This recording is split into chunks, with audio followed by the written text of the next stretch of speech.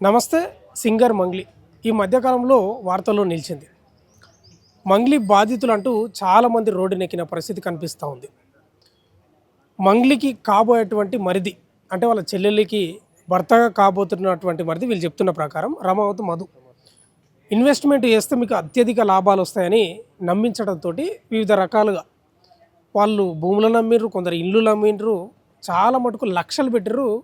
దాదాపు 10-15-20 లక్షలు పెట్టిన వాళ్ళు కూడా ఉన్నారు. అసలు ఏం జరిగింది? అసలు మంగ్లీ మీద ఆరోపణలా లేకపోతే వాస్తవాలా? వాళ్ళ దగ్గర మాట్లాడించి తర్వాత మనం మాట్లాడదాం. అసలు ఫస్ట్ మంగ్లీ మీద ఆరోపణలు రావడానికి ప్రధాన కారణం ఏంది? అసలు ఏం జరిగింది? అసలు ఈ సబ్జెక్ట్ ఏంది? ఇప్పుడు 2021లో మేము ఒక నెట్వర్క్ కంపెనీలో వర్క్ చేసేటప్పుడు రామావత్ మదర్ అనే పర్సన్ మా టీంలో ఉండేవాడు అనమాట. ఒక డిస్ట్రిబ్యూటర్గా ఉండేవాడు.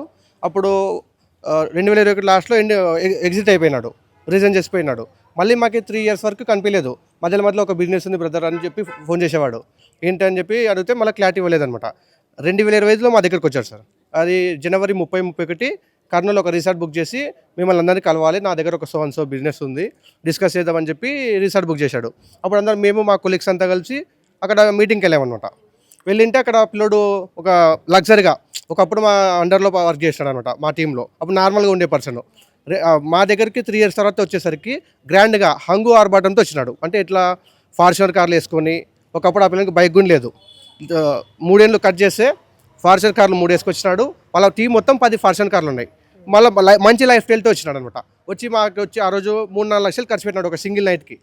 ఇట్లా ఏం చెప్పాడంటే మా దగ్గర ఇట్లా మీరు ఎట్లా మా ఒకప్పుడు 20-30 వేలకి ఇట్లా ఉండే కదా బ్రదర్, ఇట్లా ఇంత ఇంత ఎట్లా పంపించారంటే మా దగ్గర ఇట్లా ఇన్వెస్ట్మెంట్ చేస్తే సో మనకి ట్రేడింగ్ ఉంది, గోల్డ్ బిజినెస్ ఉంది, రియల్ ఎస్టేట్ ఉంది, ఇంపోర్ట్ ఎక్స్పోర్ట్ ఉంది, మనకి ఇక్కడ మిర్యాలగూడలో హాస్పిటల్ కడుతున్నా, పబ్బు కడుతున్నా, స్పా సెంటర్ నడిపిస్తున్నా అని చెప్పి చెప్పాడు అనమాట. మిమ్మల్ని ఎట్లా నమ్మొచ్చు, ఇట్లా ఒకప్పుడు చిన్నగా ఉన్నారు కదా అంటే, లేదు నా దగ్గర సెలబ్రిటీస్ కూడా ఉన్నారు, ఇట్లా సింగర్ ఆమె ఉంది మంగ్లీ అనే పర్సన్, వాళ్ళ తమ్ముడిని కూడా ఫస్ట్ చిన్నగా పెట్టే వాళ్ళం. అంటే చిన్నగా పెట్టినప్పుడు వచ్చినాయి 2 monthsకి. తర్వాత డోన్ దగ్గర సిమెంట్ ఫ్యాక్టరీ తీసుకున్నాడు. అప్పుడు మంగ్లీ వాళ్ళ తమ్ముడు కూడా అక్కడికి వచ్చాడు అనమాట, శివ చౌహాన్. నాకి మంగ్లీ తమ్ముడికి సంబంధం లేదు కదా, మధు వల్లనే ఆయన మాకు కలిసాడు అనమాట. ఆ రోజు కర్నూలుకి వచ్చింటే కార్ అరేంజ్ చేయమంటే నేనే కార్ అరేంజ్ చేసినాను దానికి. ఆ సిమెంట్ ఫ్యాక్టరీ దగ్గరకు వచ్చినాడు. మన మధు అనే పర్సన్ కొండమల్లిపల్లిలో గోకులందన ఆఫీస్ ఓపెన్ చేసినాడు. అప్పుడు దానికి కూడా వచ్చినాడు ఆయన. అప్పుడు కూడా మాతో మాట్లాడాడు, మా టీంతో ఫోటోలు దిగినాడు, అందరితో మాట్లాడినాడు.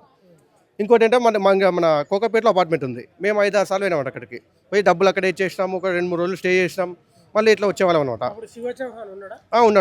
ఉన్నాడు.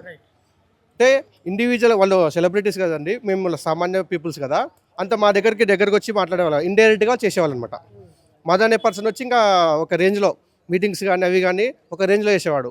మేమేమనుకున్నామంటే పెద్ద వాళ్ళు ఉన్నారు ఇక్కడ, మంచి సెలబ్రిటీస్ ఉన్నారు, మన డబ్బు మంచి సెక్యూర్గా ఉంటుంది.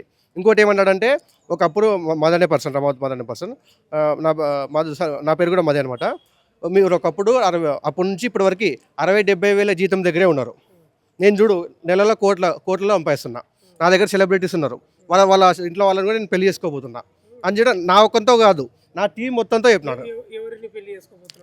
మంగ్లీ వాళ్ళ చెల్లెల్ని పెళ్లి చేసుకుంటా అని చెప్పినాడు. నా ఒక్కంతో కాదు, ఆడ మొత్తం వనం రిసార్ట్ అనే పార్టీ జరిగిందనమాట మన సెప్టెంబర్లో అమెజాన్ రిసార్ట్లో కర్నూలులో పార్టీ జరిగింది. అంటే మా ఒక 100 మందితో పార్టీ జరిగింది.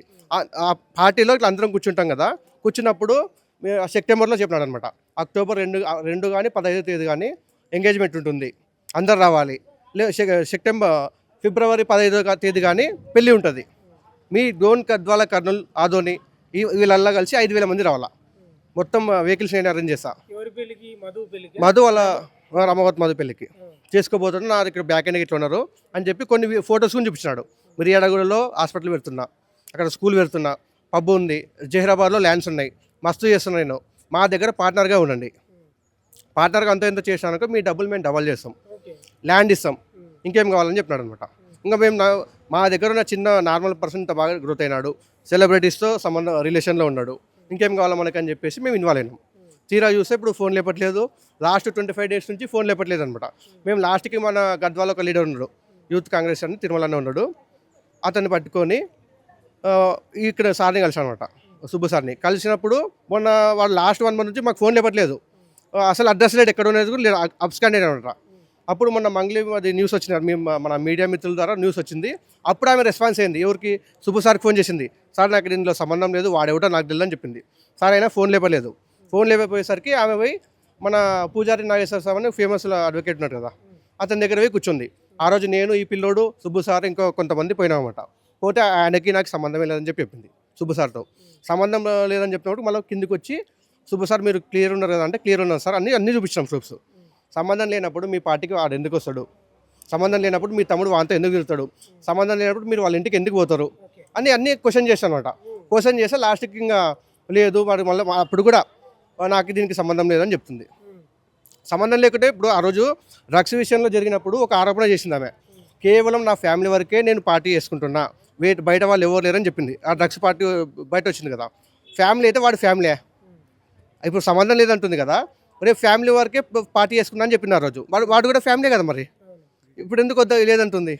ఇప్పుడు సంబంధం లేదని చెప్తా ఉంది కదా మంగ్లీ, మరి ఈ రమావతి మధుపై కేసు పెట్టవచ్చు కదా, నా పేరు చెప్పి ఇట్లా దందాలు చేసిండు అని. మేము అదే అడుగుతున్నాం. ఇప్పుడు ఆమె మీద మాకు చాలా వరకు కూడా ఇక్కడ ఫ్యాన్స్ ఉన్నారు, రెస్పెక్టెడ్ ఉంది. ఎందుకంటే చిన్న స్టేజ్ నుంచి పోయి మంచిగా సింగర్ అయింది.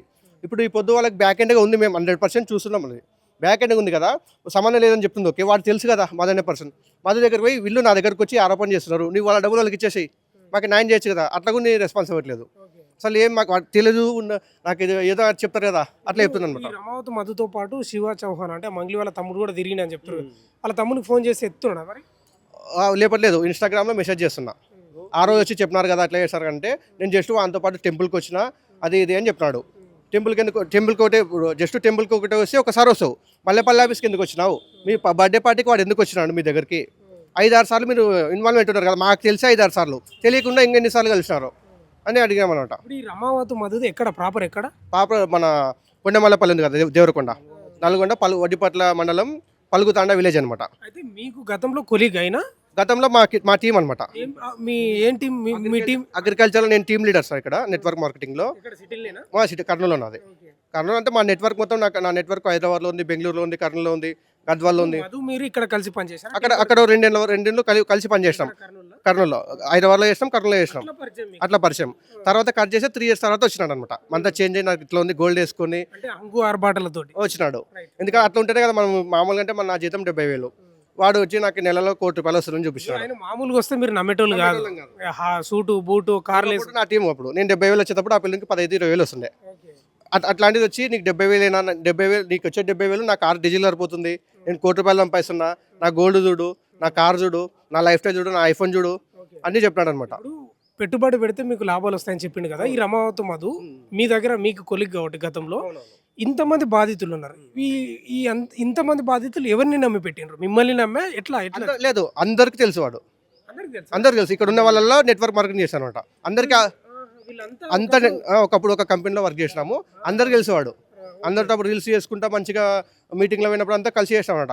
మనలో ఉన్న పర్సన్ ఇట్లా చేయడు కదా అని చెప్పి అందరం నమ్మి, ఏదో మనలో ఉన్న పర్సన్ మంచిగా పోయినాడు, బాగున్నాడు, ఏదో మంచిగా సెలబ్రిటీస్ ఉన్నారు, బ్యాక్గ్రౌండ్ బాగుందని చెప్పి ఇన్వాల్వ్ అయినమాట. తీరా చూస్తే ఇట్లా చేశారనమాట. ఎవరెవరు ఎన్ని లక్షలు, మీరు ఎన్ని లక్షలు ఇచ్చారు? మాది మొత్తం నాది నా ఫ్యామిలీ నుంచి కలిపి 80 లక్షలు ఇచ్చింది. 80 లక్షలు. ఫస్ట్ ఫస్ట్ 5 లక్షలు 10 లక్షలు పెట్టేసిన. తర్వాత ఏమైందంటే మంగ్లీ వాళ్ళ తమ్ముడు ఇన్వాల్వ్ వాడు ఫస్ట్ చెప్పినాడు, కానీ మనం నమ్మాలి కదా, ఒక సెలబ్రిటీ పేరు ఎవరైనా వాడుకుంటారు. నేను చూసిన అనమాట, ఆమె ఫస్ట్ ఇన్వాల్వ్మెంట్ అయ్యి వాడు ఫోటోలు చూపించడం కానీ మన మొబైల్లో, నేను వాళ్ళ సిస్టర్తో ఇట్లా చూడు ఇట్లా మాట్లాడుతున్నాను అని చెప్పి నైట్ మొత్తం మాట్లాడుతుండే. ఇంకా మన మల్లెపల్లి ఆఫీస్ కూడా వాళ్ళ తమ్ముడు వచ్చినాడు, వాళ్ళ సైడ్ కూడా మంగ్లీ వాళ్ళ సిస్టర్ కూడా అక్కడ పోయినారు మధు కట్టించే హౌస్ దగ్గర. ఆ ఫోటో కూడా మా దగ్గర ఉంది. ఇంకా మా టీం వాళ్ళతో కూడా వాళ్ళ మంగ్లీ వాళ్ళ తమ్ముడు శివ కూడా ఫోటో దిగినాడు మా వాళ్ళతోటి. అప్పుడు మేము బిలీవ్ అయినాం, నేను కానీ పిల్లలు కానీ ఫస్ట్ నమ్మలే అనమాట. మామూలుగా 100 చెప్తారు, నాకు కూడా రామ్ చరణ్ తెలుసు వాళ్ళు తెలుసు అని చెప్తా, కానీ నమ్మాలి కదా. నమ్మిన తర్వాత మళ్ళీ ఇంకా వీళ్ళు ఉన్నారు, మళ్ళీ ల్యాండ్ ఇస్తా అంటున్నారు, ఇంకేం కావాలని చెప్పి ఎక్కువ పెట్టేసాం.